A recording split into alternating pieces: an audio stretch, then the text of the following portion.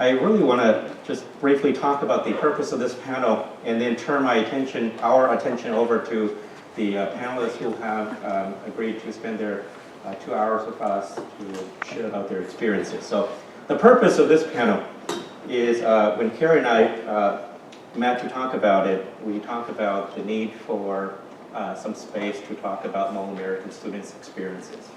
And so I'm hoping today the panelists can share a little bit about their experiences or experiences that they have seen or heard around issues of challenges and struggles and hardships that Hmong American students on our campus have faced or are still facing.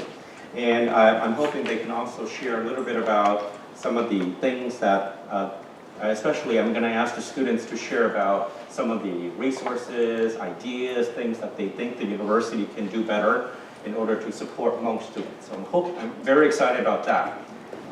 And that's going to be the format. We're going to have the panelists share, and then we're towards the end of the discussions here, we'll have some discussions with the audience.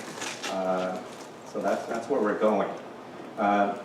I'm very thankful to each of you on the panelists who I know you have extremely busy schedule this time of the semester, and I know some of you are leaving right away after Act 2 to go do other commitments on campus, so we will be on time today. I'm thankful that we have three awesome students on campus who have decided to participate in this panel. They are Kimberly, Maicy, and Cece, who should be making his way here. And then we also have three very, very awesome staff, Sa Sing Xiong, Goodson Vu, and Dun Zong, who all are staff on campus. So without further ado, let me turn over to them to introduce themselves briefly before we begin. They will introduce themselves, we'll do a little activity, and then we'll begin the panel. Please.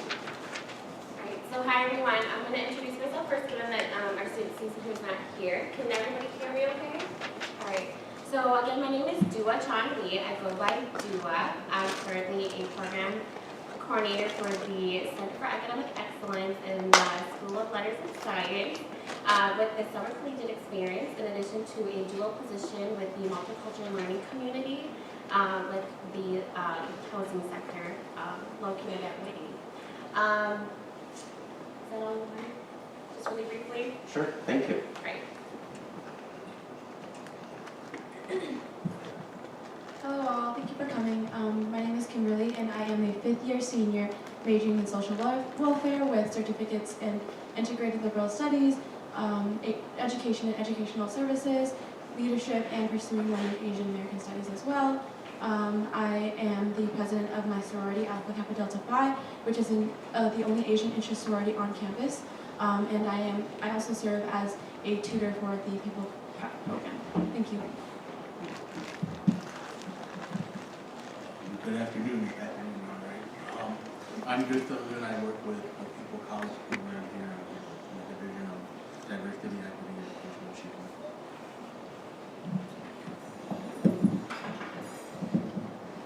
Hi everyone, my name is Maicy Tao.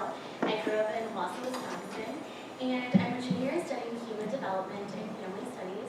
I'm also pursuing certificates in education and educational services, and also educational policies. On campus, I'm involved with the Hmong American Studies Committee, and we are a student-led initiative that started the fall of 2015, and we're advocating for a Hmong American Studies program on our campus. We also want to create a safe space for Hmong American students.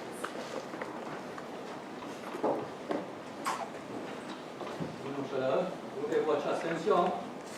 I'm an advisor in school education, and I was told all you guys understand Hmong, right? What I just said was my name is Sa Sing, and I'm an advisor in school education. Thank you so much. I have the privilege of having a microphone very close to me all the time, so I feel a little bit bad that we didn't have individual microphones for each of you, but we'll try to make it work.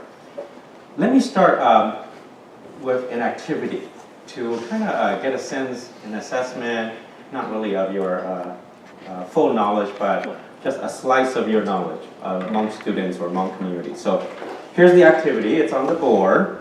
And get my keyboard out. It has to do with a little pop quiz. You guys ready? So with folks on your table, I'd like you to answer these questions when we show them on the board.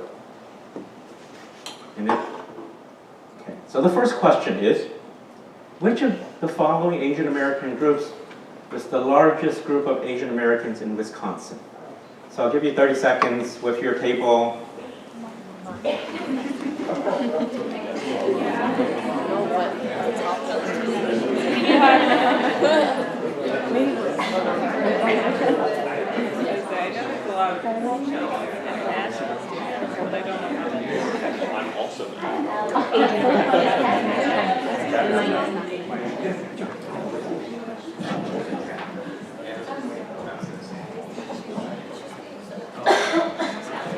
Okay, time up. So can a group volunteer and answer? A group out there, can you volunteer and answer? Yes, in the back, please. The answer is wrong. Answer is Hmong. Who agrees? All right, I am so glad. That is right. They are the largest Asian American group, and the second largest is who? That's a harder question, huh? Okay, talk for a little bit. How about 15 seconds? Who's the second largest Asian American group in Wisconsin?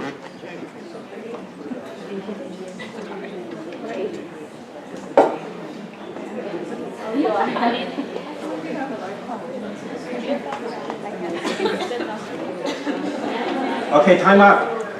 Can somebody volunteer and answer? Please. Yes. Vietnamese. Wrong. One more chance. One more group. Somewhere out there. Please. Yes. No, wrong. Okay, come on. I will not tell you the answer because I want you to go do your homework tonight, okay?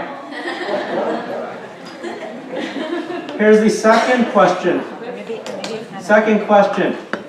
About how many Hmong American students are there at UW-Madison currently or in the last year? Are we including graduates? Yes, talk with your group for about 30 seconds. I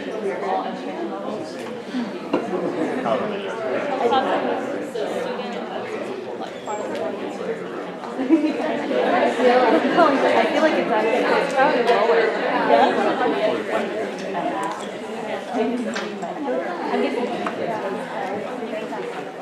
Okay, 5 seconds.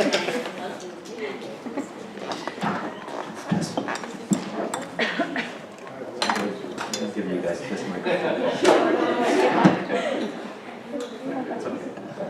Okay, answers, please. 500. Close. 350. Yes. Yes. Okay. Thank you. It is right. It's around 350. And finally, what do the letters in HASA stand for? Ooh, okay. Over here, I saw a hand over here first.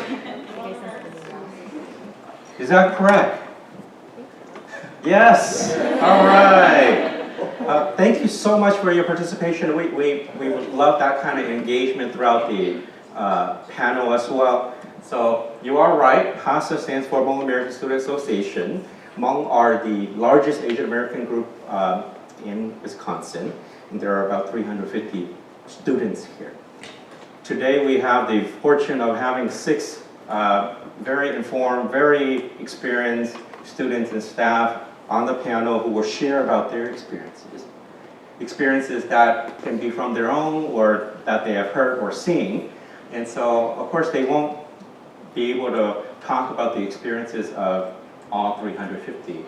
But I think what they will share today will help us understand a great deal about a good part of that 350 and their experiences. So let me pose the first question now to the panelists, and I'd like them to then have an opportunity to share with you their experiences. And that first question is, I wonder if each of you could please talk a little bit about your experiences with Hmong American students, the hardships that they've experienced, the struggles or the challenges that they have experienced on campus. So we're talking about UW-Madison particularly, but it could also be at other UW campuses. These could be your experiences, or it could be your experiences that you've heard or seen. I wonder if you could each speak a little bit to that.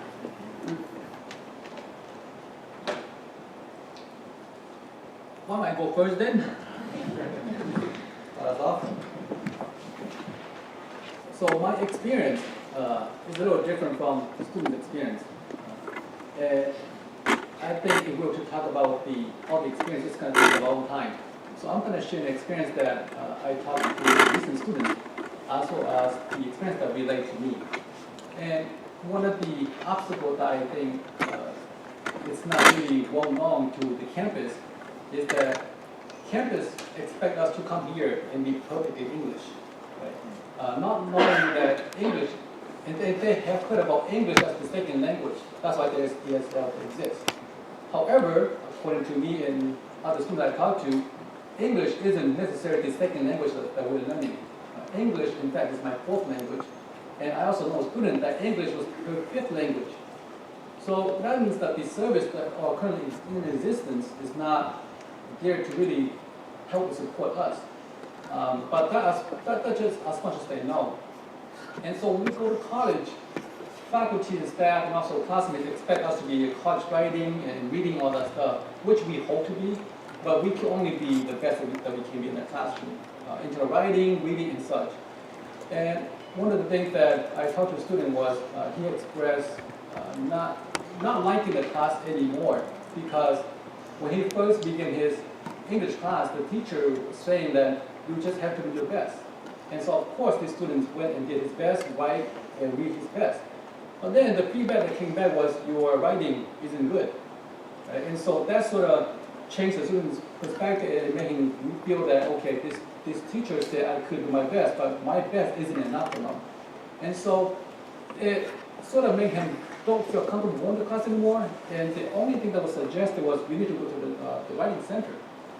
And not knowing that writing center isn't the best place, and sometimes when you are getting referred to the writing center, it sort of made you feel like you are not great and not belong in the classroom. And so I feel like in my view, if you come across students who are in this kind of situation, maybe rather than send them directly to the student center or the writing center, maybe find a way to help gain the trust that, okay, we can work on this first and then build that skill, and if you need additional help, maybe go to the writing center to help you out a little bit more. But to really build that relationship so that the student doesn't feel that they are not good enough to be in your class, I think that's something that I experienced talking to students, and also something that I also personally experienced for myself. Thank you so much. So I began my freshman year here at UW-Madison in summer 2015 with the Summer Collegiate Experience. And this is a program that is designed for targeted minority students to help them transition. So they start a couple weeks after graduation and spend their summer term here. And while my experience in SCE was really great because I got to connect with students from underprivileged backgrounds and students who understand or had some of the similar background experiences as I did, when I began my fall semester, I started to feel different. And I remember in my Religious 101 class, there was a small unit on Hmong traditional religion, also called in Hmong, Geikyo. And in this class, we were reading The Spirit Catches You and You Fall Down. It's a very popular book that I'm sure many of you in this room has read, because it's widely assigned to students at the university to kind of understand how Western medicine and Hmong culture conflicts.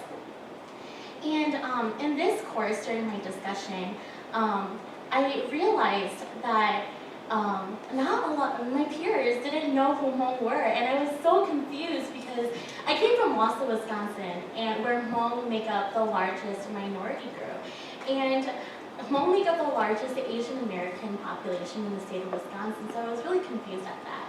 But as the discussions went on, I started hearing my peers say things about Hmong that really I took really personally. They said that we were unintelligent, non-compliant, that our ways of thinking were barbaric almost, or like so outdated. And that made me really upset because they don't understand why Hmong are in the United States. They don't understand the sacrifices that our families have made and why we struggle to hold on to those ideas that they see as barbaric or archaic, right? And also during my freshman year was the hashtag Real UW movement.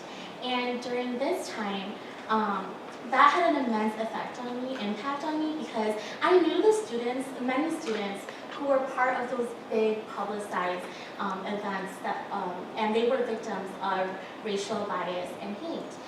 And at the same time, I couldn't escape that because it was on social media too, right? So on Facebook, you can see like all the comments, and there'd be some terrible comments. And that made me feel like, you know, on social media, people are afraid to say what they want, but in the classroom, they may like straight at.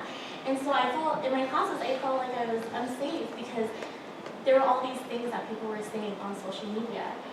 And while it's important to recognize that like Black students are discriminated against, and the university did address that, they addressed the binary, and I felt like they did not address the experiences of other students of color. Not just Hmong Americans, but also like South Indian students or Pakistani students, or just like Latino Chicana students.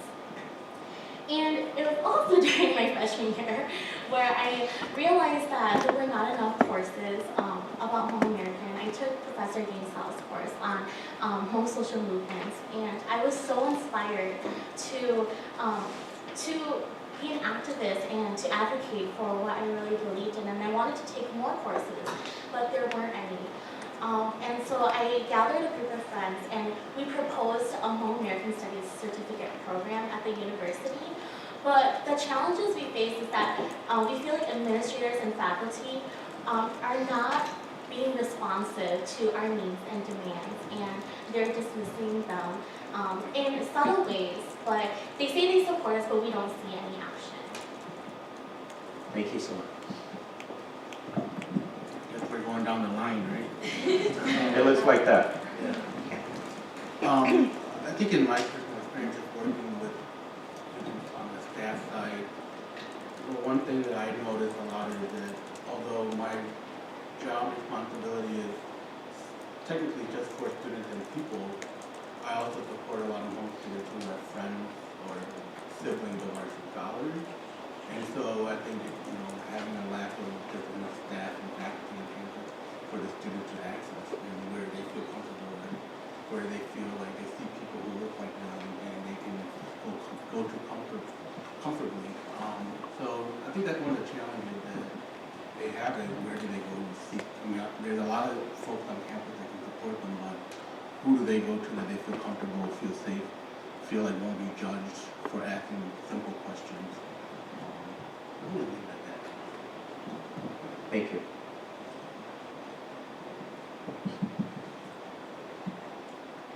Yeah, so for my experience specifically, I think that I guess it's pretty unique. So I think that background context is really important. So I came from a predominantly white city where it was mainly white, but then there was a sizable Hmong population in it as well.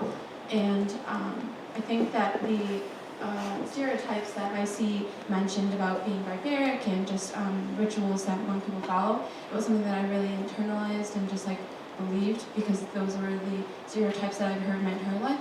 So like growing up, I kind of rejected my culture and internalized whiteness and understood that to be superior. So coming to Wisconsin, it was really interesting because knowing Hmong people wasn't a norm.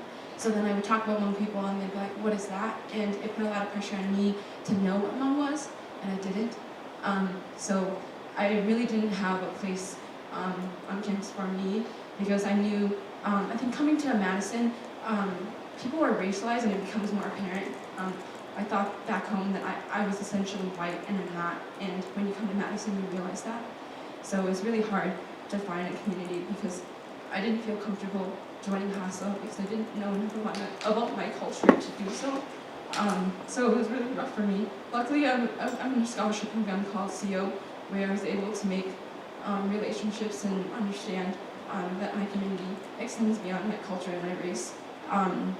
And luckily, I was able to join my sorority, which is an Asian inter-sorority, and that really allowed me to explore my Pan-Asian identity without the pressures of knowing my culture, because it was just the pressures of being open to learning about cultures. So through that, I actually was able to meet other Asian leaders on campus and Hmong Asian leaders on campus. So I was able to learn through them about Hmong courses, so language courses and history courses. And through that, I was able to learn more about my history. And it is really empowering to learn about your history because I think having a single perspective of your people is really damaging. So being able to learn about the struggles that we face and the adversities that our people overcome is the most empowering thing. And I'm really thankful for everything that I've gone through because it's allowed me to learn more about myself and more about my people's history. And my C is correct. Like, as someone who's not associated with the Hmong American Studies Committee, it is really important to have these courses and have visibility. I don't think that it should take me joining an organization to learn about the Hmong courses here on campus. And I think that in order to have those courses, we have to have more research on Hmong people and have, putting aside those funding in order to have those sources so that we can have material to actually learn about in Hmong courses, because it starts with that. And another important thing for me is being a part of this campus. I have immense pride in being a Badger, but I also, as an executive board member of the Multicultural Greek Council, I do interact with a lot of students of color, and I've heard an overwhelming consensus that they don't feel like the Wisconsin experience applies to them. So I feel like the Wisconsin experience is really exclusive to students of color, specifically students of color as well. Like Goodson talked about, there are a lot of things as Hmong students, especially because a lot of them are first-generation students, that they don't know about. I came to Madison accepting my admissions, actually not knowing where I was going to live, not knowing how the orientation went. So I think things about college experience that we take for granted, knowing what to do going here, is something that I personally struggled with, and I'd like to imagine that I'm not the only one struggling with that. So I think that there should be an importance of just having faculty that can understand our struggles and not feel like we're going to be judged by asking very simple questions. And then lastly, I think that it's really important in regards to the Wisconsin experience to have parental involvement. And I think that parental involvement is lacking because there's not enough efforts to involve Hmong parents in the college experience. So even with the college tours that are going on, they're all in English. And I know that my Cantonese friend, she was one of the college, she was a college tour guide, and she actually quit her job because she was one of the only students of color as a tour guide, and she didn't feel comfortable with that environment. So I think that there needs to be more efforts in including Hmong parents, and I think it starts with tour guides because we have around 50,000 Hmong people in Wisconsin, so there should be more efforts in including Hmong people in the college experience, or at least exploring college here at UW-Madison. Thank you so much. Alright, so I actually have no idea where I can start because I've been on this campus for over 10 years. So what I always like to start off with is that the number one reason I selected to attend UW-Madison as an undergrad was because of the admissions counselor who identified as Hmong at the time. I recall considering different colleges, but it wasn't until the admissions counselor at the time, Tua Tao. He came to my high school and did a presentation where then I introduced myself and met with him and talked with him in regards to potentially attending UW. And it wasn't until I factored into the fact that if I wanted and if I made that decision to come to UW was that I would have support. And so he is the #1 main reason why I actually decided to come here, because I knew that if I were to have any issues in my life, whether that be personal or academic, I felt like I had someone to turn to right away. Coming to campus, I think on that personal level, I'm a very proactive student. I did pre-college, and so coming to campus, I really set myself up to try to ensure that I have avenues of success. So putting myself in a learning community where I felt that I knew that I would feel welcome. So I lived in the multicultural learning community at the time, getting involved right away with the HASA organization, acclimating myself with campus resources, being a CO scholar, and connecting with advisors right away. That was my mentality. That was my personal experience. As a student, I think when I look back on the undergrad level, the challenges there wasn't the lack of resources or support, it was the lack of administration understanding the Hmong student need. And at the time, it was lack of Hmong classes. And it wasn't until the hardship of campus partners pushing through for eventually hiring the first Hmong faculty director on this campus, Dr. Yang. That struggle in itself was challenging, and I want to say I was there almost from the beginning with that challenge, and it took beyond 10 years to get that here on this campus. And so I completely understand the struggles here, even with the Hmong certificate and the initiative. When I look at my status as a staff, I think the challenge I face when working with Hmong students is that I lack Hmong students coming in. So as an advisor, as much as I have up my own advising pool of students, when I worked with the Center for Academic Excellence, I've always outreached and I've always put myself out there, even in the public spaces. In a recent forum with Sohi, literally announcing, please come knock on my door, please email me, I'm here, I understand your struggle, I understand your challenges, I went through them and more, please come see me. Till this day, I probably have not had one student come and connect with me. And so my wonderment is, what are those barriers that hinder Hmong students to reach out and connect and find resources? And so that's part of my question on that end.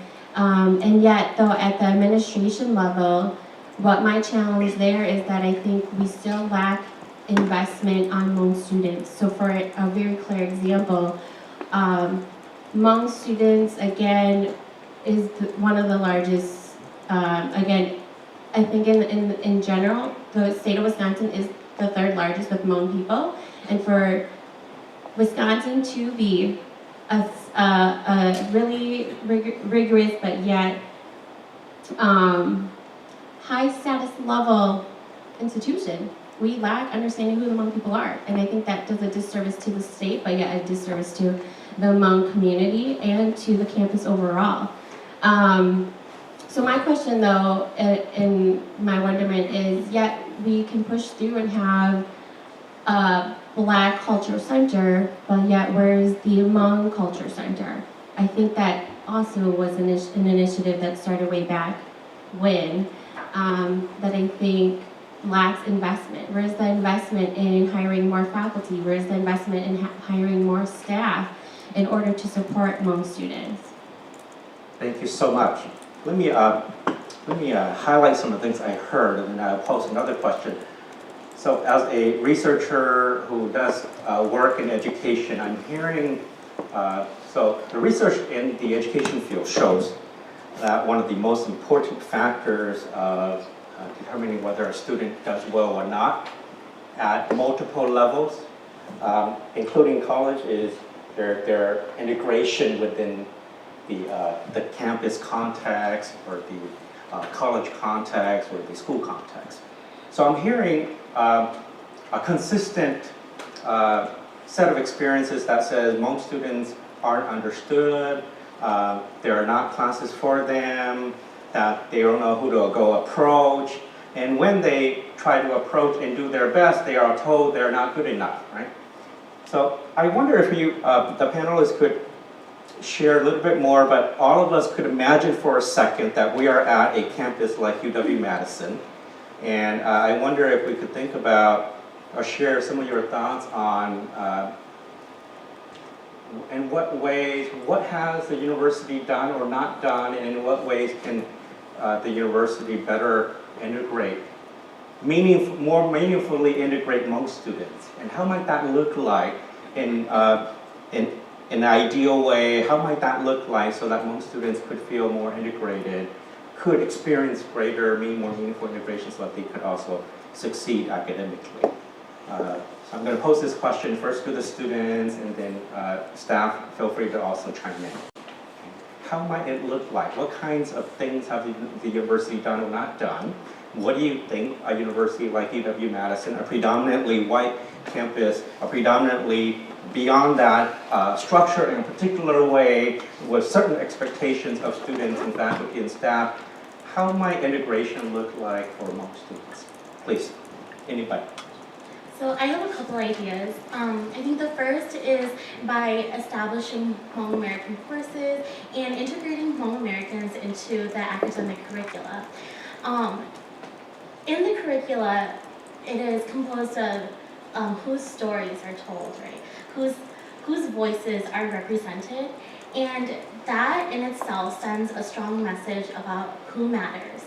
So I think these courses would be really symbolic in a way to show that Hmong students matter, but also these courses are valuable to Hmong students because it helps us sort out our identities and better understand our histories and lived experiences. And I am speaking about that from my personal experiences. The second is giving a space to Hmong students and listening to their voices, their demands, and being responsive to them, kind of like what we're doing here today. And then the third is by building stronger relationships with Hmong communities. This can be done by funding and conducting participatory action research.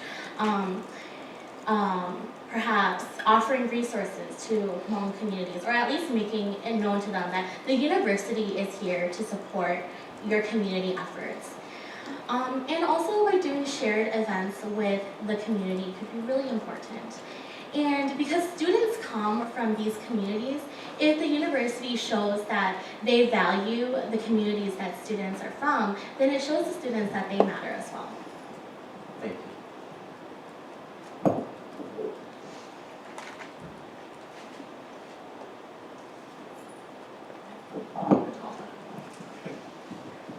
Always love talking. So from the administrative standpoint, I think one of the best things that this campus has sort of done is having all these different centers that sort of have the services that can help underrepresented and students in college. For example, like the Center for Educational Opportunity, which is geared more toward first generation low income, which fits pretty much about a lot of the Hmong students here, also fits my family as well. I was also a former SEAL student. So those kind of centers are good. It's a good start. But there are also things that I think could be done better. And I think one of the first things that this campus can do is to try to understand this population better. Right now, I think there's a lack of understanding about what Hmong people is, or who they are, why they're even here. I mean, one of the toughest questions that I often get, and it's not one that I can't answer, but it's one that people don't understand my answer. And the question is simple: it's, where are you from? Now, to you guys, many of you guys said I'm from Wisconsin, I'm from Madison. For me, it's a tough question because I said, well, I don't know where to start because my ancestors from China, my parents from Laos, I was born in Thailand, and I now live here.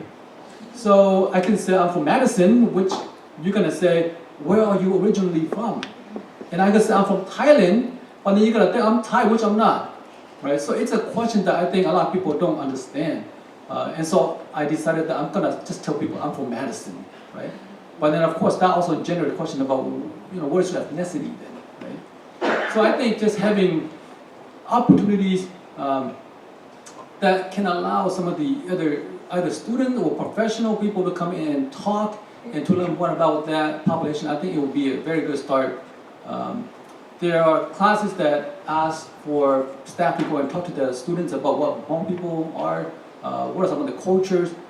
But there are also classes that think that just by reading the book about Hmong people will tell them everything about the population, which isn't always the best choice, right?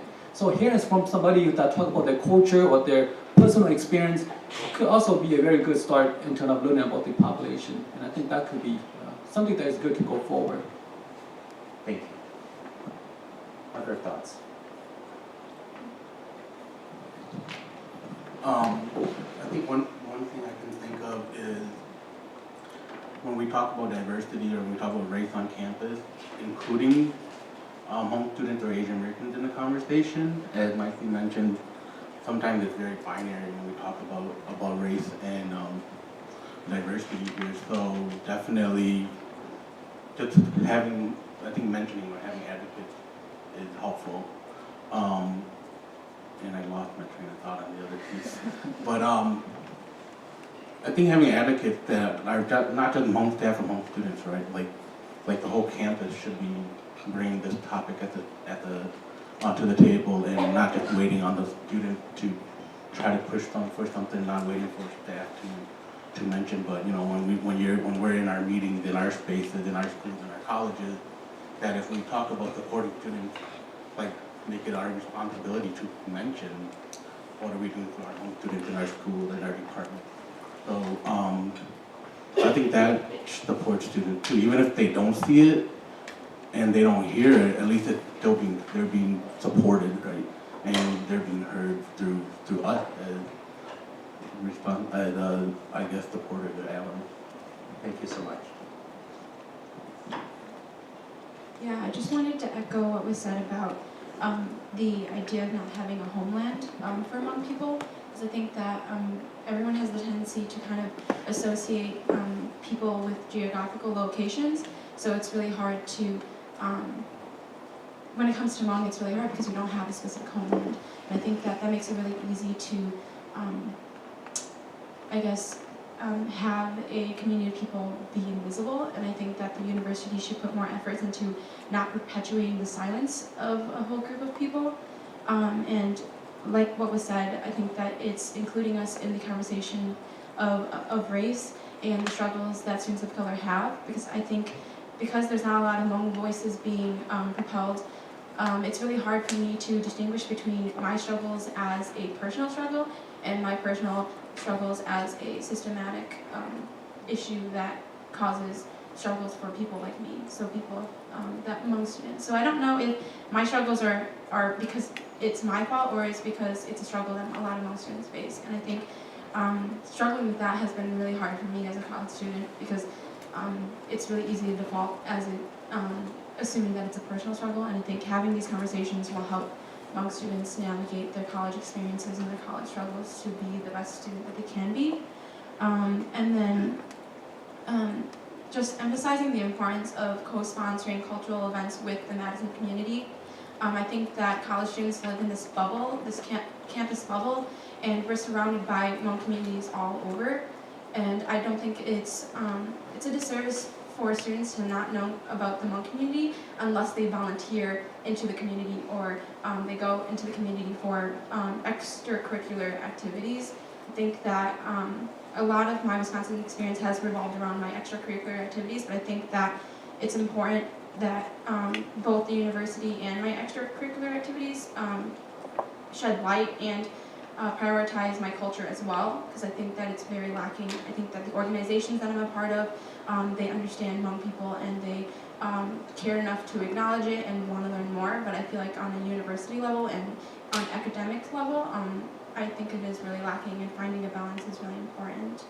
And then lastly, I said that I'm a tutor for People Prep, and at People Prep I work with students of color in the community, including Hmong students, and actually People Prep will be ending this year due to lack of funding, and it makes me really sad because these students, 2nd to 6th graders that I work with, they will no longer be a part of the People Prep program, so they'll have to wait until their 8th grade to apply to the People program, so they won't have the prior experience tutoring, after school programs to help them until their 8th grade.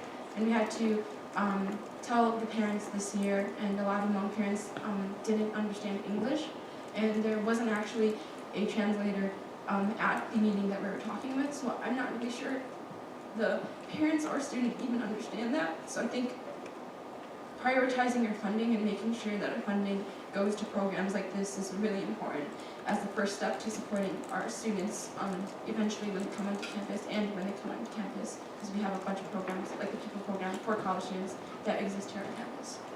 Thank you so much. All right, so when I think about, so first I want to start off with what UW has done. I think UW definitely has put effort in pockets of areas on campus. For instance, I, again, did not learn about my Hmong identity, Hmong culture, nor acknowledged it until 8th grade because I had to do a research project. And so I decided to do the Hmong people because, like, who are the Hmong people? Wow, okay, 8th grade. I did research and I was amazed, so amazed that not knowing Hmong people were a part of the Vietnam War. Like, you'd think I would have learned that when I was, like, younger. But no, that wasn't ever talked about in my family until I had to sit down with my dad and interview him. But what was done when I was my freshman year here on campus was I took a FIG, actually, probably the only FIG that dedicated courses on the Hmong. So there was a course on Hmong history under Dr. Marlis Mackins, and then there was also an English 100 course actually where the TA or instructor at the time had the course around Western medicine versus Hmong way of looking at health.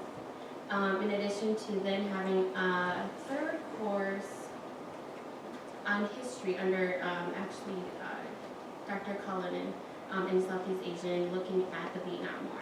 So those 3 courses became the FIG that I took, in which was, again, extremely eye-opening, where I learned so much more about who I was, my culture, my identity, in addition to creating a group in my FIG, having longing friendships from that FIG experience. I have no idea where that has gone to. It actually did not exist after that point. And so that's one area that I think UW, in a sense, had put effort.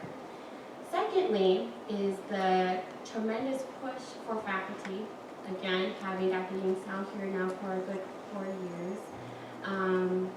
It took over 10 years to eventually have a literally full-time faculty of Hmong here on campus.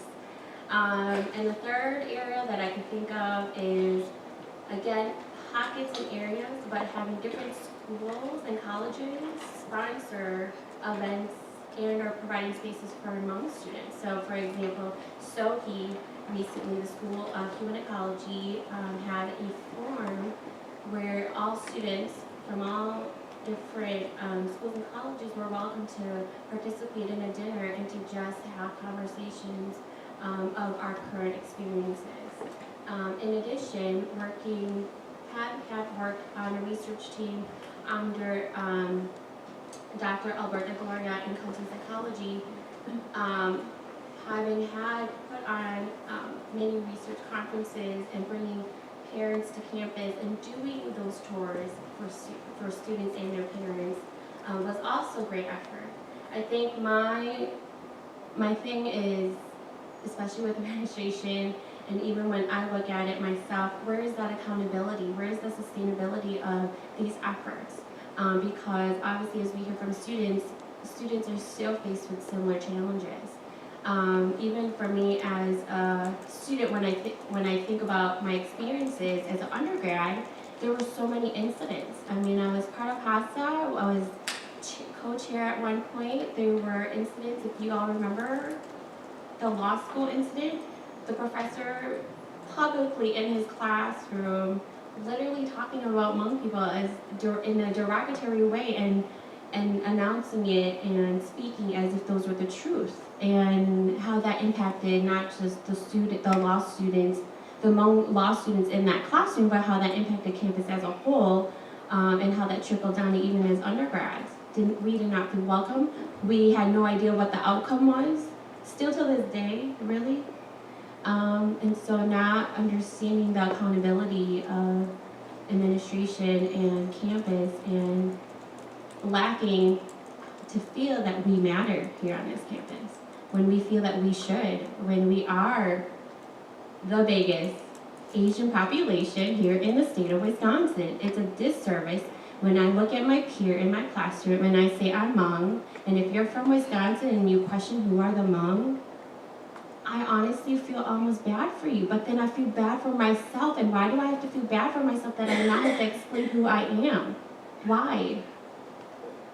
Thank you. I think while we're on the topic of the great absence of Hmong in the curriculum and the persistent misinformation or misunderstanding of Hmong, I'd like to ask the group, anybody here, the question, do you think the spirit catches you when you fall down is a accurate depiction of Hmong history, culture? Is it a meaningful, good book to be using, reading, to learn about Hmong, if your intention is to learn and get in-depth information about Hmong? Your thoughts, anybody?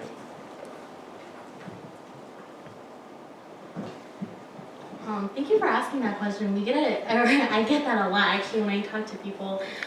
If they usually bring up, like, have you read The Spirit Catches You and You Fall Down? And I think the book is absolutely terrible because the author, let me critique the author first. She is not a researcher, so the material that she used to explain who the Hmong are was done. She cited like National Geographic articles, and she was sympathetic to the doctors who, Leah, the child who has epilepsy, she cited how the doctors were so caring and, for the Lee family and for Hmong history and Hmong culture, because they went to the library and spent hours reading National Geographic articles. And I think that speaks volumes to where they're getting their research from and what lens that they're evaluating Hmong culture, history, and experiences through. And so because it kind of comes with this outsider perspective, Hmong are seen as outsiders, as different, and that's how she frames the Hmong in the book, and the Lee family in particular. Thank you. Other thoughts? Yeah. I have a different take on that book. And coming from the camp where Leah was born, or actually, if Leah was still alive, we'd probably be about the same age. So I can relate to many of the things that were shared. I also happen to know the person, and Dr. Conkergood, Dwight Conkergood also was referenced in there, here and there. And he happened to be at a camp, Manvinai, where I was born, and doing those, sensitization and what we call a Jebu back then, which I have no idea. But it was fun for me because as a kid, I loved to chase them, and they had this puppet show, and this is going to be a little funny because they give out condoms for family and stuff like that. And as a little kid, we had no idea what those are, but we love balloons. And so, like, as a little kid, we would take those condoms and then blow them up into balloons and thinking, why is this balloon so huge? It never explode, right? But the point was, the idea of the book is it's a great start for people who want to learn about Hmong people. It has a lot of reference. It goes all the way back to Bambinai and those things, which is great because that's the only book that actually referenced all those locations. But the way it was depicted wasn't in a way that I appreciated, because I know so much about Hmong and also grew up in that community. I think that it was hurtful for me.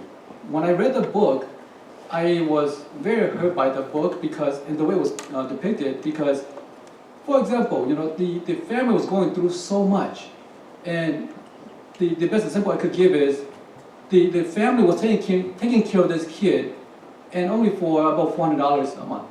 But when the kid was given away to a foster home because they claimed the parents did not do a good job taking care of the kid because of the culture aspect of things, that we do things in our culture way, which didn't align with the Western culture view of things. They decided that that wasn't the best way, so they're gonna take the kid and put in a foster home. And now this foster family gets paid $1,000 for taking care of the kid that they didn't even give birth to. So those kind of things, I thought it wasn't right. Like if they were giving those much of support to the family, maybe it would be even better. And there's more to say, and we could probably have a forum to talk about this book. But to say the least, I think it was a good start, and I can't really blame the author for doing that because they only went with the record that they found. And to me, I sort of appreciate that they actually went and take this stuff and make it into a book that we can read about it. It's a good start, but I think there's more to clarify about that book.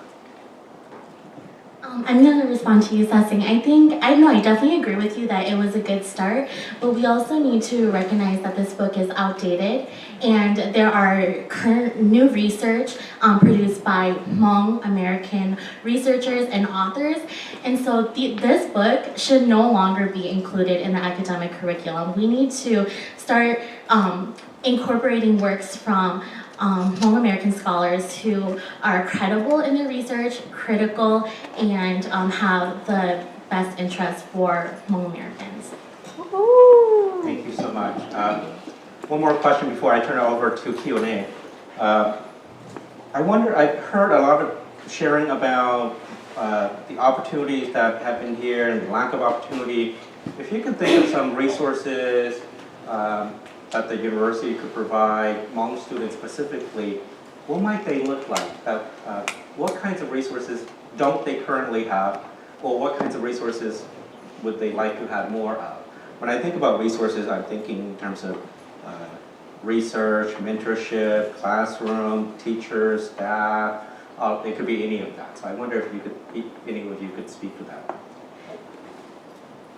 We need money first. Right?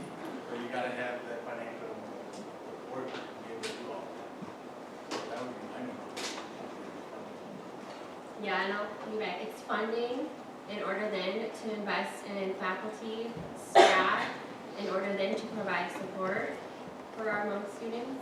I think if it's something tangible, provide space. So why not a Hmong Studies program or a Hmong Studies Center? We should be the pilot flagship university institution on Hmong research. We should be, but we're not. Other thoughts, resources that could benefit, Hmong students could benefit from? I would probably say that one of the things that this campus could do to really benefit the students would be to have staff of color or Hmong staff that can understand about the population. And again, it goes back to the staff. I feel like it doesn't matter how much knowledge you have about a particular population or group. It's not the same as somebody who is of that particular group. And currently, one of the things that this campus could probably do is having somebody in admissions office that can understand why Hmong people are the way they are. In college, like when they review applications, they have to understand about the additional things that Hmong students are doing outside of the school work. And judging from those, make the correct decision that if they're admitted students to this campus, that there is resources here that can help develop and cultivate the students to make them better, and not just admit them because they have a good GPA or a poor GPA, but we want diversity, so we're going to just admit them for those purposes. And then when they get here, they don't do well, but it's not because of them, it's because of the gateway. The gateway let them in without any support, and then they sort of got flooded, so they drop out. At the end, they blame it to the students. So I think there has to be somebody who understands about the culture, these resources, the need that the students need, and then provide the other resources, create resources to help support the students. I think that would be a very good start. And again, it starts from admissions office, and then from there, identify the different resources on this campus that can help the students become better. Thank you so much. I have additional questions. However, I like the audience to also have opportunity to ask the panelists questions. So I will now take questions, hands. Anybody? Yes, please. So, If you could tell us your name and at least. my name is Alex, I'm a senior, and my question is, inside of the classroom specifically, there's been a lot of talk about how Hmong students have specific experiences and specific struggles. So I'm wondering, for other students, especially white students, what can we do on a daily basis to support Hmong students? And my further question would be, how would you suggest for a white student or any other student who is ignorant of Hmong culture to begin the process of understanding? Students? Well, I've done this one before. The biggest thing is just really pushing yourself outside of your comfort zone and introducing yourself to someone who identifies as Hmong. And if that isn't in your space, if you don't have a Hmong student in your classrooms, take initiative, obviously, to enroll in Hmong classes that may exist. But really, one is having an open mind to wanting to learn more from what you may not know, because I think the experiences that Hmong students do have differs greatly in the sense that there's a lot of cultural components too that come into play in the experience that's never really talked about. And so reaching out to Hmong students, being able to approach them, and vice versa, obviously Hmong students should also just be willing and wanting to also share who they are with you as well. And exposing yourself to cultural events, if anything, whether that be on campus and or within the larger Madison community. I think one of the easiest things that white peers could do to help Hmong students is to use the platforms that you, or the student organizations that you're a part of, also your talents and strengths to highlight Hmong experiences. For example, like if you work at Daily Cardinal or Badger Herald, take initiative to write a story or an article about Hmong students and their experiences. Also, just support the initiatives and just support the initiatives that Hmong students are taking lead on, and really share their experiences and their efforts with the broader community, or the networks that you are a part of. And I think just having an understanding that like learning about Hmong people is a continuous journey. So like depending on who you interact with, it's going to be a different story of reflecting Hmong people, and I think that you have to continuously search out different stories to get a better perspective of Hmong people, and I think that's really important because the more you learn about cultures, it's really important to reflect that everything you're learning isn't reflective of that community as a whole, and I think that's a really big mistake that we make because that's reflective of what like the academia world does. Talking about The Spirit Catches You, and the book was the first academic book, or the first book that I read in my social work courses about the Hmong, and I was really happy to actually see my culture being reflected, but that was the only book that was taught about my Hmong people in my social work classes. So it's the social work program telling us that one book on the Hmong people is sufficient enough for us to know about the Hmong people. And I think that it's important to always reflect on that and realize that one story of the Hmong people is not enough, and you should be continuously wanting to learn about Hmong people from different perspectives. That question is very awesome. I like that question. And I like it because there are people who want to be engaged but don't have the mindset to ask a question, and the fact that you actually ask, it tells me that you really are trying to make a difference. It's not hard actually to help them. It's just make it feel inclusive. In the group activity or in a classroom or whatever you guys may have in the classroom, maybe rather than choosing your peers, which you're already friends with, maybe be with somebody else. And they don't have to be Hmong people, it could just be anybody. I think I love working with people, and I actually love learning from other cultures. So if you could just allow yourself to be out of your comfort zone, being your friend, and try to be with somebody else. Like even like at this kind of event, don't sit with your friend. When I go to this kind of event, I don't sit with my colleagues. I mean, I already know them. Sit with somebody that you don't know. In a classroom, you guys have a group activity. Maybe be with somebody that you don't know and try to learn from them and make them feel welcome.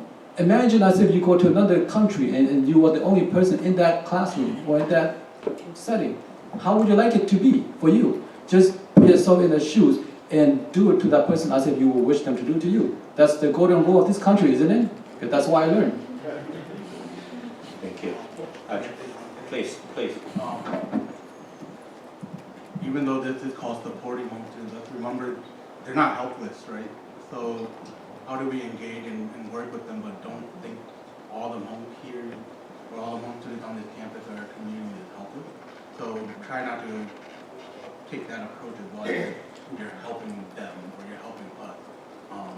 And I think that will be a positive experience because they'll know. I think students will know. They can read if you're really genuine, if you're not. So that's one thing. I also want to add, we have very good taste in food. If you love food, more people are such a good group to hang out with. We have very high intensity and level of hidden spicy food too. So there's nothing wrong in a Hmong person. You can only get so much benefit food and even teach how to make rice and egg rolls. Good stuff. I'm going to try to pass the microphone around so we can hear everybody's questions as well. Do you have a question? Oh, the building off that previous question, which I loved, I'd like to bring faculty into the discourse too. It's one thing to talk about books, but we also need to recognize, in a phrase I love by Kimberly, namely the perpetual silence on certain things. I would like to ask the question, how can we transform mainstream culture with respect to how faculty teach and learn with and from Hmong students? Thank you for the question. How would you disrupt mainstream pedagogy, in other words?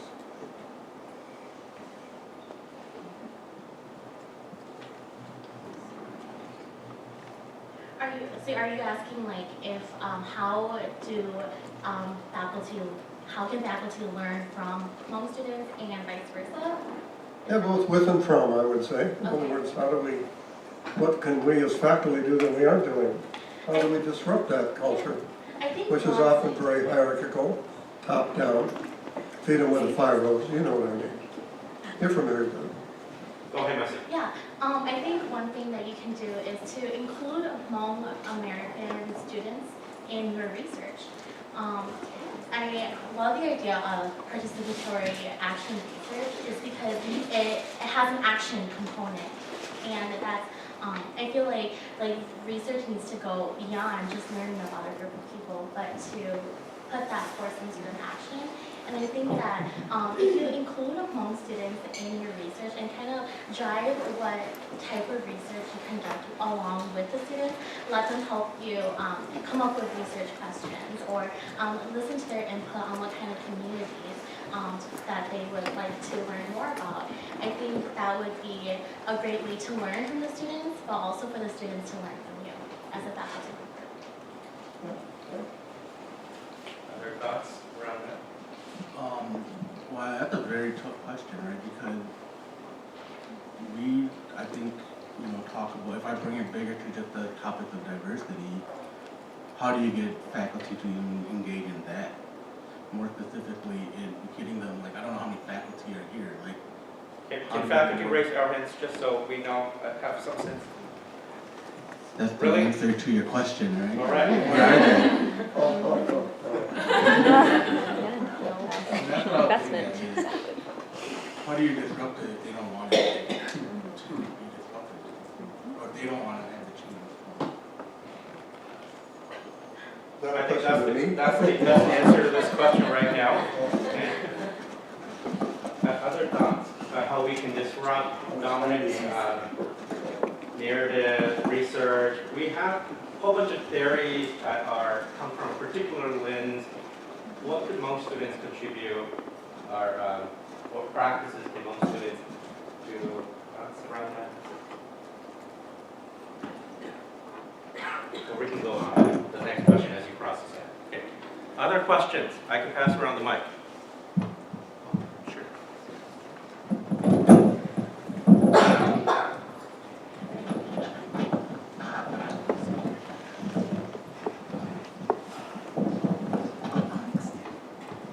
My question is for Sa-Seng Zhang. Putting you on the spot. Ooh, yes. You mentioned earlier that it's not necessarily helpful for Hmong students who are learning English to just be referred to the Writing Center. Sorry, my name is Jules Arnsdorf and I work in the libraries. And I think that I've noticed I have a lot of colleagues here in the room as well, so I'm thinking about how we often refer students to different resources on campus if it's not particularly related to library research or library resources. And so I actually had a hard time hearing your recommendation for how to make that transition better or how to support students better. And so I wondered if you could elaborate or just reframe how you would prefer that we support students. Of course, and I'd love to. So I think anybody that can identify an issue or a problem, someone already have an answer in their mind, but they're just not sure. And a lot of the time, so for example, myself, okay, if I was writing a paper and let's say give it to my supervisor, and he doesn't like it at all because and quite honestly, I have problem with the word agreements in English because the time that they taught me, I didn't know English. And now that I write my English, I have no idea what they are, right? So the time that I can speak English now, I don't know the structure of English, and I'm gonna put myself on the spot. I can write a good sentence, but if you're gonna ask me to identify which part in the sentence is what, I have no idea, right? That's my issue, and that's quite honestly. But I can write a good and complete sentence. Now, if I write a paper and let's say to my instructor, and she or he doesn't like it, and there's a lot of errors, I believe that the instructor should be the first person to provide those feedback because they are the ones that see it first before sending me to the writing center. If I was just being referred and say, okay, your English is not good or your writing is not very good, and of course in the Western culture, you guys have a very good way of saying like, it's not the best, meaning it's already not good. Like, to us, it's either good or not good, right? So to us, when you say, you can use some help with your writing, like, it's already putting me down because I already done my best. But I know that by saying that, that means I have problem with my writing, and I also know that you know how I can improve. So as the first person, you can maybe show me the thing that I can correct. And by showing me that, I will learn. Maybe not the first time, but if the second time, I will learn that. And I will not make the same mistake again. So to build that trust and know that, okay, my teacher cares about me and I need to build on my writing and she don't have all the time to help me, so I need to go to the writing center. Now, I think that it's a workable solution. But to just send me directly to the writing center, one, I will drop your class. Two, I will go there and still feel the same because I feel like they don't know what my problem is. Okay? And I'm not gonna go in with a writing sample because then I feel like, okay, I wanna know what they know about me that I don't know so they can teach me to be better. Right? But if you are the first person to read that paper and you feel that there's an issue, I think you know what the solution is and you know how to make it better. So I think it should come from the first person that reads that paper and just tell them, okay, this, if you have a problem with web agreements, this is how you should go on that. And if the next paper is the same, say, maybe here, I have a friend at the writing center that you can go and talk to them and take this and ask them this question. I think that's a very good way of, allowing students to go and feel comfortable going to the writing center. Did that help? Yes, thank you. Can I add something? Please, of course.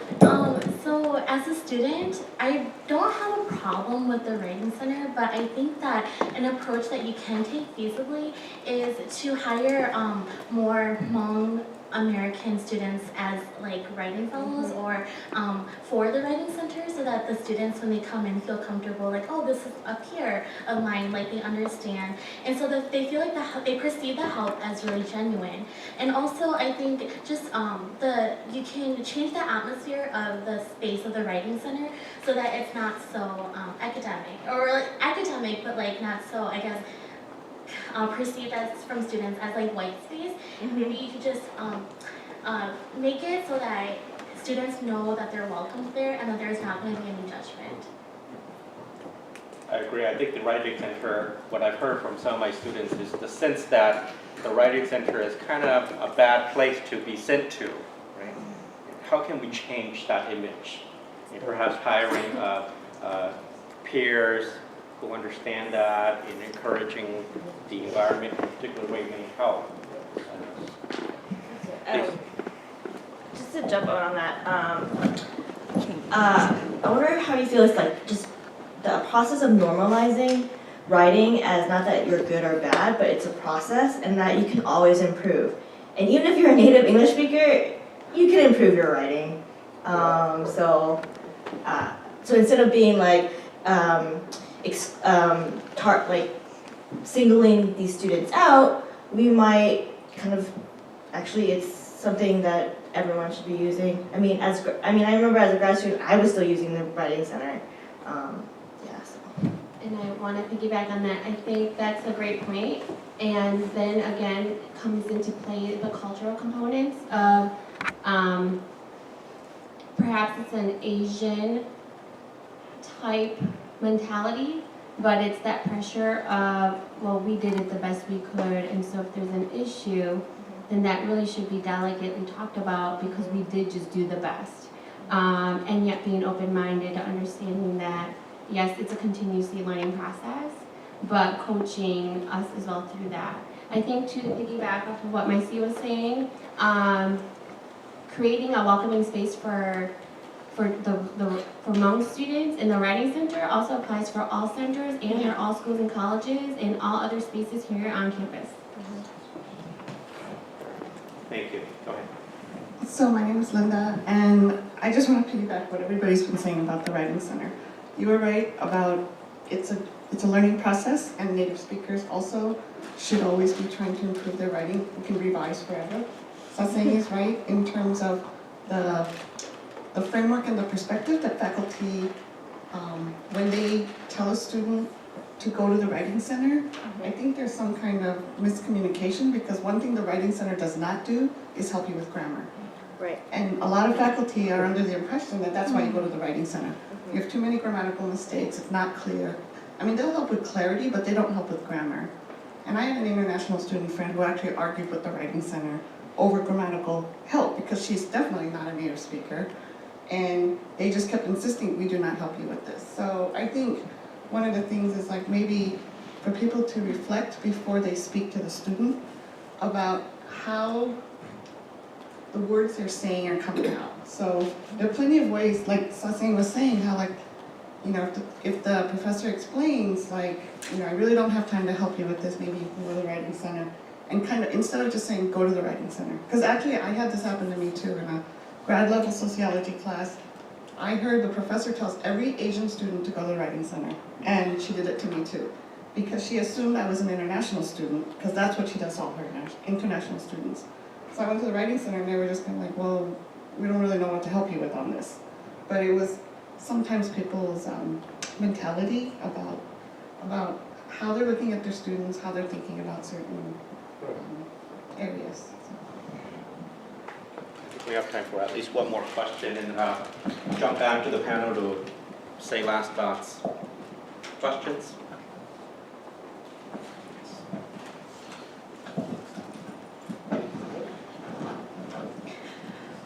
Hi, so my name is Mai Zhangvu.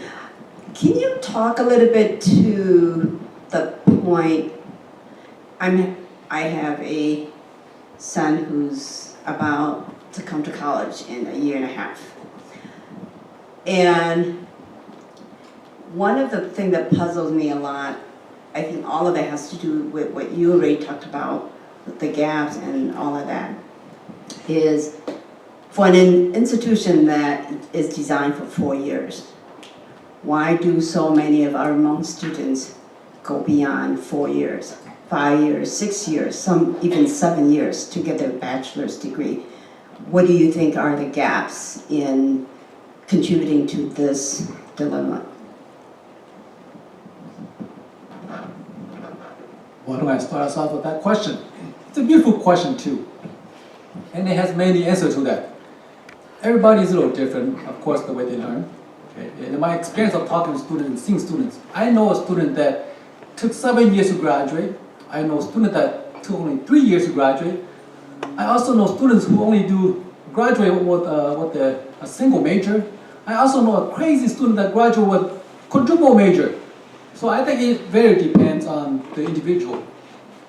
But one of the biggest things that I see here that sort of extend the duration is that our students, Hmong students in general, we don't have a good sense of college, and not because it's our fault, but it's because of the lack of opportunity to learn about it, and also from our parents. Our parents are not people that can educate us about college. They're too busy from time to time. So when we go to college, a lot of us try to explore majors or go pursue a major that will make our parents happy. And so we start taking classes and not doing really well. I'm one of those people, okay? And then when you realize that you're not doing well, you don't like those classes, you want to turn around and take different classes. Now, Madison is one that I learned the hard way. Every major that you go to has a requirement for your major before you can even declare. So if a student didn't do well to start out with, they will take time to build their GPA. And if they don't have the right GPA, they can't apply or declare the major. And if they go to a major that they like, but didn't do well, they still cannot declare the major. So it depends on the individual. It also depends on if they are interested in doing study abroad. It also depends on if they want to go do internship opportunity. That can take up to a year or more. Do internship, because they also have the choice to do either a semester or a year and study abroad, maybe a semester or a year. So that can extend the time of graduation. But I think really the problem is, and the issue here is that students going to college not knowing that a major requires a certain number of credits in GPA to declare. So when they just start taking random classes and not doing well, they can't be clear to the major that they want to go in, and they also don't know how to tell their parents because they don't want to upset the parents. So they're gonna say, I'm still in this major. So they have two choices. One, keep taking classes to build their GPA so that they can declare, or two, just keep taking classes and try to change major later. That's why it extends sometimes.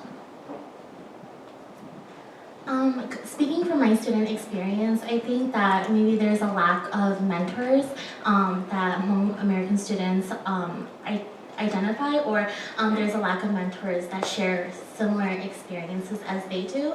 And I think mentorship is so important for college students because times get really hard, and so we need our mentors to help guide us through and also to be there so that we know that there is this end goal and that our college degree is worth it at the end, because education is not instantly gratifying. It takes a long time for you to see that this is worth it. But if you have a mentor and you see how they've gotten there and you have their support, it boosts your morale to do good in school. And mentors are also really important for opening opportunities. My mentor is Professor Ying Sao, and he's opened so many opportunities for me as a faculty member on this campus. can I just say something really quickly, briefly, to answer this? I think the main issue is that just like any other first-generation college student, is that most students lack understanding the processes that goes through in declaring a major, but also the importance of initiating the connections with campus resources and their advisors, because every student here now is assigned an advisor when they get to campus, and understanding what that means when to connect with your advisors and faculty right away when you get here. I think that's the biggest issue, is the lack of initiatives and or understanding the importance of what that means, because that, like Mike C said, you need a mentor. Well, how do you get a mentor? Well, you need to take the initiative to take those steps to seek it. And I think, again, like a lot of first-generation students, they lack that understanding if they did not have opportunities to get involved with pre-college programs to educate them on that.